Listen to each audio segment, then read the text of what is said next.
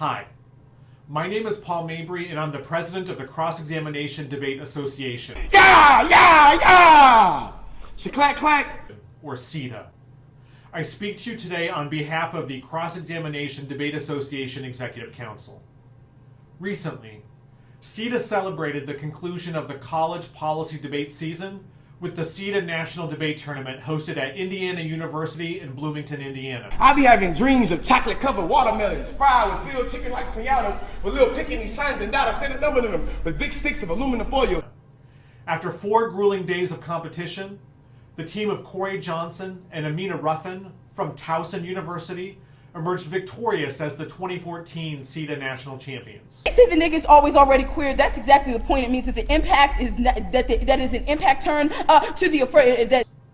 They defeated the team of Rasheed Campbell and George Lee Jr. from the University of Oklahoma. Aunt and Mom and Uncle Ben are standing in the corners of the room with the rifles pointed at the heads of the children. Don't shoot the children, I shout, don't shoot the children! Instead of spending the month since the CEDA National Debate Tournament celebrating their victory and reflecting on their historic moment, they have been on the defensive.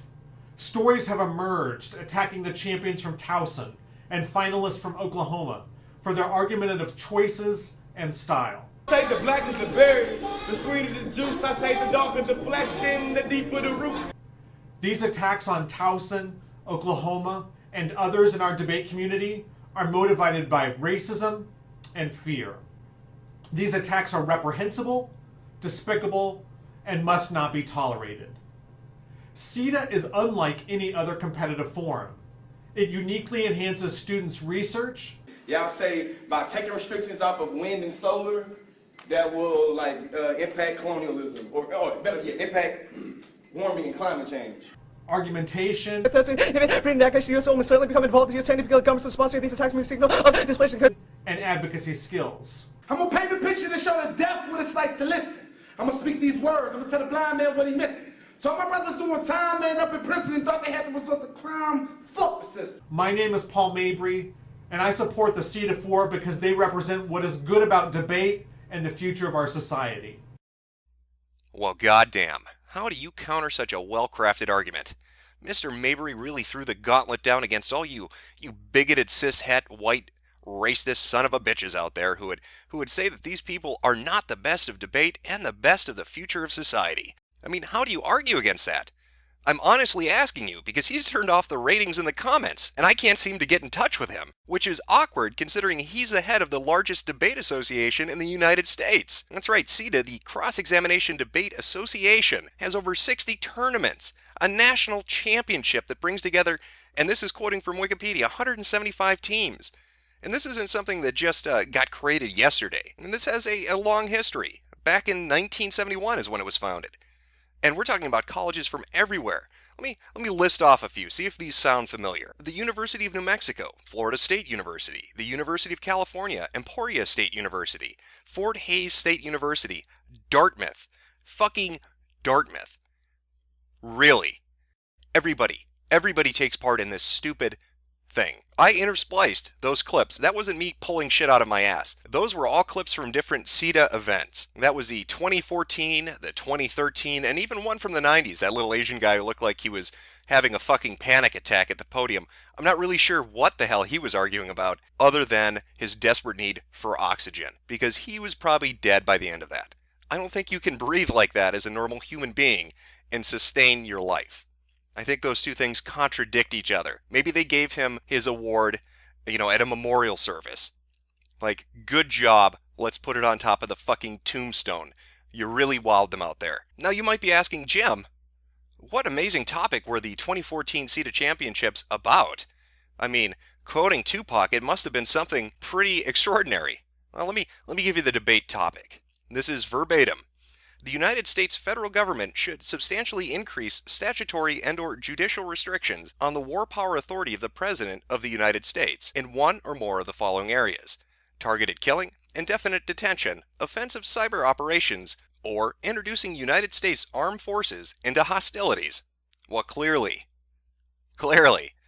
the Aunt Jemima and Uncle Ben shooting kids argument was pretty compelling. But the other girls who odd, oohed, and or whatever that argument was, really took it home. I don't think Oklahoma could really outdo that. Now they've obviously lost to the better crafted argument. Now I've mentioned many times in previous videos saying that the source of what we see as social justice, of this special snowflake mentality that we see in society, is out there, and that I'm fairly certain where it comes from. Let me narrow that down a little bit. I'm going to get that video done eventually, but it's academia. It's coming from academia. And here we see kind of an aspect of that. You have a debate format where people are supposed to put forward and argue for or against something. You've got two teams. They research, they craft arguments, they interact in, front of an audience. And it's whoever puts forth the best, most researched, most articulated argument is supposed to win. What the fuck is this then? That's not debate. Mabry talks in his video, and I'll have a link in the description if you want to go watch it. He talks in his video about how CEDA prepares you for jobs in the real world, about activism and teaching and, going out there and really providing a public service. What public service do you think these people are ever going to provide to anybody? What argument did they put forward? What research went into this? This is a joke. This isn't debate. What's really offensive about this is that it's at a college level. These fuckers in academia should know better. You cannot look at these debates. I'm not even going to call them debates. You cannot look at these fucking... I don't even know what to call them. I don't know what to call this. I'm at a loss for fucking words as to how you would describe this clusterfuck of people getting together and gasping at each other, throwing in a few raps, and saying nigger every other word. By the way, that's not an exaggeration. Go look at the CEDA debates. I guarantee you that at least a tenth of the entire debates you will watch will be occupied by saying the word nigger. Accurately. It's nigger this, nigger that, nigger this, nigger that. They love that word. Nigger, nigger, nigger, nigger, nigger. They love to say it. The niggas, nigga. Niggas. Of the niggas, the nigga, authentic nigga, two niggas. War power should not be used against niggas. I mean, I sit here dumbfounded that the institutions which are supposed to provide higher learning, which are supposed to prepare you for a future profession, that are supposed to give you the knowledge to look at our history and our economy and our society and, to educate you and to make you better people and to more, make you more well-rounded. These are the people promoting this. This is their grand thing. They're all really happy with themselves. They celebrate it. They're fucking proud of it. Mabry loves this shit. He thinks this is the way to the future. And when you look at some of the news coverage, I'm just going to show you a screen cap here from The Atlantic. Let me give you the headline. See if you can figure out what the article's about. Hacking traditional college debates, white privilege problem. Minority participants aren't just debating resolutions. They're challenging the terms of the debate itself. Well, there's that word again. White privilege. Boy, that really gets around a lot in academia, doesn't it? They love that word. Social sciences, which don't even really have the right at this point to even have the word science in their title. Let's be honest here. Social science has as much to do with science as fucking Scientology does. Nothing. These people, they love it. This is the new thing. White privilege. If you saw on Progressives Today, the YouTube channel that put up the videos of the White Privilege Conference, which again, by the way, if you look at Tumblr, how long has that been around? 5, 6, 7 years? The White Privilege Conference has been going on 15 years. So it's not Tumblr putting this shit out and other people picking it up. It's academia putting it out and Tumblr picking it up from them. Oh, look at this clip. They talked about teaching in their video. This will prepare you to be a teacher. Let me show you some of the teaching techniques about white privilege related to this. In this workshop, teachers Rosemary Colt and Diana Reeves demonstrate how they teach white privilege and social justice theory to 8-year-olds. Welcome to Examining White Privilege and Building Foundations for Social Justice in the elementary classroom. But what we are hoping to be able to convince you is possible is to take these spoken sequences, which you're directed to be using, and to find within them opportunities to begin to insert social justice, anti-racist information for even little kids to understand. The social justice, anti-racism information these teachers are exposing the children to is reflected in these worksheets on display as part of the presentation. In one worksheet, the child comments that the Constitution doesn't work well for everyone because some people have different beliefs. One child writes that if you have privilege, that means you're white. White privilege is something that white people have meaning they have an advantage to a lot of things, and they can get a job more easily. Well, isn't that just lovely? Doesn't it warm your heart? They're going to learn about social justice and about white privilege. Now, lest you think this is just the, everyday teacher, these are just a few sprinklings of lunatics getting together and discussing this. You need to understand that this is at the fundamental, foundational level. The people writing the fucking criteria are the ones pushing this shit forward. Case in point, Common Core. I'm going to show you a clip. I want you to listen to what David Pook has to say, and I'll talk about him in a second. I'm not paid to be here either. I'm just an interested teacher who helped write the standards. And the reason why I helped write the standards and the reason why I am here today is that as a white male in society, I'm given a lot of privilege that I didn't earn. And as a result, I think it's really important. Now, he's the one who helped to write this. He helped the people who wrote this. Susan Pimentel, or Pimentel, or however you say her name, and the other people that are, designing Common Core. These are the people. This is from their own mouth, talking about this sort of thing. Now, you might ask, how is that related? How is white privilege and CEDA related? It's related because academia, education, is corrupted and rotten to its core.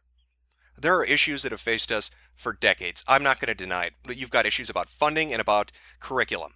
All right, and I know that one of the popular bitching fits over the last 10 to 15 years has been theists and atheists arguing about Darwinism and creationism being taught side by side. I get it, guys. I get it. It's a heated debate. You're both passionate about it. But let me tell you something to both of you. There is a much bigger fucking issue on the horizon. All right, the kids aren't even going to give a shit about creationism or Darwinism. All right, they're not going to have time to. They're going to be too busy, flagellating themselves because they're white, or criticizing somebody else because they're white. The reason that you see CEDA accepting this ridiculous form of nonsense shit is because they have convinced themselves that debate is a white thing, and that if you don't adhere to the white thing, that's good, because white people have privilege. So going in and attacking debate itself rather than tackling the subject you're talking about, that's like meta. That to them is just genius. They love it. And the person that we saw at the beginning talking about, I'm the head of CEDA, look at me, I'm going to turn off the comments because I can't take criticism. That asshole, he eats it up. And people like him eat it up. And so we continue our steady march forward, slowly trudging along towards that point of the lowest common denominator where we as a society have abandoned all standards, and we've given up on rigor and merit, and we've just prostrated ourselves on the altar of this fucking idiotic notion. We allow this farce to continue because we just don't care, or we don't understand the scope of the problem, and believe me, it is a problem. You wait. You think millennials are bad? You wait 1 or 2 generations. You see what this produces. When you convince an entire segment of the population, every minority, that debate and reason and discourse is a white thing, and that if they take part in that, that's white oppression, so they shouldn't be reasonable, they shouldn't use logic, they shouldn't take part in discourse? Are you insane? What do you think you're breeding? What do you think the future of that world's going to be like? You think it's going to be a pleasant place? This country cannot sustain itself on this fucking lunacy. Instead of focusing education on things like reason and logic and science, instead of teaching kids to look at the fucking world and explore it, we're poisoning them. We are poisoning them with this venomous ideology. You are making monsters. You are creating a generation of monsters, the likes of which this world has never seen before, who will be incapable of sustaining themselves and of solving problems on a basic level. When you throw away standards and allow lunacy like this, which is what CEDA is, it is lunacy. When you throw away standards and allow lunacy like this to take place, you dishonor everything education and debate and discourse is supposed to be about. I think Lewis put it best. Education without values, as useful as it is, seems rather to make a man a more clever devil. What are we breeding in this country? What has happened to America? Look at it. Take a look at the CEDA debates and you tell me if that's debate. And then you go and look at the coverage about it. And you listen to the educators and you listen to the press applaud it. They stand and they applaud it. Mark my words. The next 20 and 30 years are not going to be pleasant ones. Yeah! Clack, clack.